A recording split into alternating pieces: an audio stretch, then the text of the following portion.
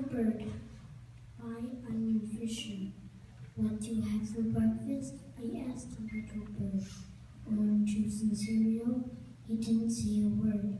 He merely ate a flower seed and something from a limb, which might, I guess, be cereal, and oranges for him.